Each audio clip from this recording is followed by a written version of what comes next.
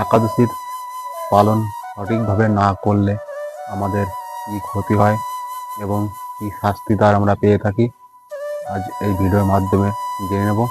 এবং একাদশীতে কী কী খাওয়া যাবে, কী কী খাওয়া যাবে না, সেই বিস্তারিত সমস্ত তথ্য এই ভিডিওর মধ্যেই পেয়ে যাব। তো চলো, জয় সুকৌরি, হরে কৃষ্ণ, রাধে রাধে।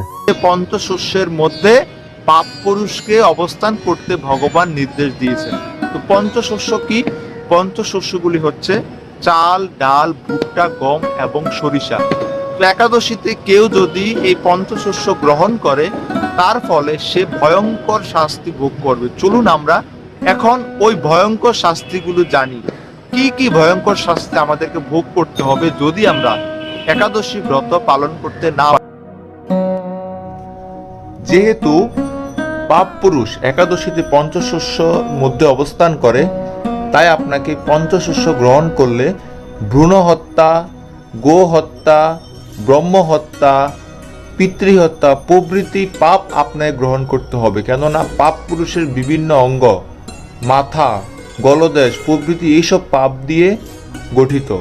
তাছাড়াও আপনাকে মদ্যপান করার পাপ, পরস্ত্রী গমনের পাপ, আত্মীয় স্বজনকে হত্যার পাপ ইত্যাদি পাপও গ্রহণ করতে হবে। কেননা পাপ পুরুষের বিভিন্ন অঙ্গ এই সকল পাপ দ্বারা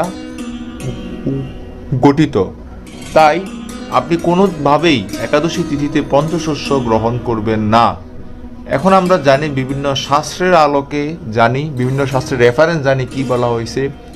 স্কন্দ পুরাণে বলা হয়েছে, মাতৃহা পিতৃহা চৈব ভাতৃহা গুরুহা তমা একাদশাস্তু যো ভুঙ্গতে বিষ্ণু লোক চ্যুতে ভবেত।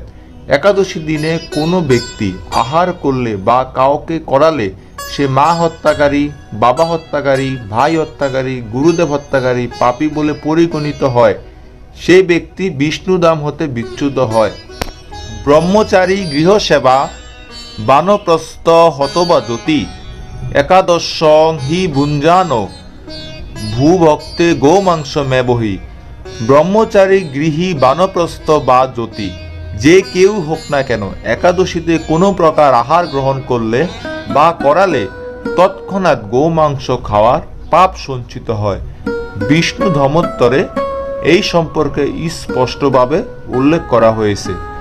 তাছাড়াও ব্রহ্মগ্নস্য সুরাপস্য স্নেহিন গুরুতল্পিন নিষ্কৃতি ধর্ম শাস্ত্রোক্তা নৈকাদশাম্ন ভোজিন। এর মানে হলো, শাস্ত্রে ব্রহ্মঘাতী, সুরপায়ী, তস্কর ও গুরুদ্বার গামীরও তার পাপ থেকে নিষ্কৃতির বিধান কথিত আছে। কিন্তু একাদশী তিথিতে যে ব্যক্তি আহার করে বা অন্যকে আহার করায় তার পাপে প্রায়শ্চিত্তের কোনো বিধান নেই। একাদশ শ্রাদ্ধে ভুঙ্গতে নর যদি প্রতিগ্রাসং স ভুঙ্গতে তু কিলমিসং মূত্র বিন্নাম। একাদশী তিথি ও শ্রাদ্ধে আহার করলে বা অন্য কাউকে করালে প্রতি গ্রাসে মলমূত্রময় পাপ ভোজন করা হয়ে থাকে। তাছাড়াও আরও কিছু শাস্ত্রে, যেমন একাদশী বিনারস্তা জ্যোতিচ্ছ সুমহাতপা পচ্চতে হেন্দ তামিশ্র যাবদাহুত সংপলবম। একাদশী নিজে না করলে বা অন্যকে না করালে তাকে আপ্রলয় অন্ধকার তামিশ্র নরকে পচ্ছমান হতে হয়। নারদীয় পুরাণে বলা হয়েছে, একাদশী কেউ না করে এবং অন্যকে করতে বারণ করে, সেক্ষেত্রে যতকাল পর্যন্ত এই ব্রহ্মাণ্ডে প্রলয় হবে না, ওই প্রলয় না হওয়ার আগ পর্যন্ত তাকে অন্ধকার তামিশ্র নরকে দিনের পর দিন পচ্ছমান হতে হবে। নারদীয় পুরাণে খুব স্পষ্টভাবে এই সম্পর্কে বলা হয়েছে। তাই আমাদের সবার উচিত এই একাদশী ব্রতটি পালন করা। ভিডিওটি যদি আপনাদের ভালো লেগে থাকে তো অবশ্যই কমেন্ট করবেন এবং ভিডিওটিতে একটি লাইক করে দেবেন। আর আপনার বন্ধু বান্ধবদের কাছে অবশ্যই ভিডিওটি শেয়ার করে দেবেন। আর আপনাদের মনে যদি কোনো প্রশ্ন এসে থাকে তো কমেন্ট করে অবশ্যই জানাবেন।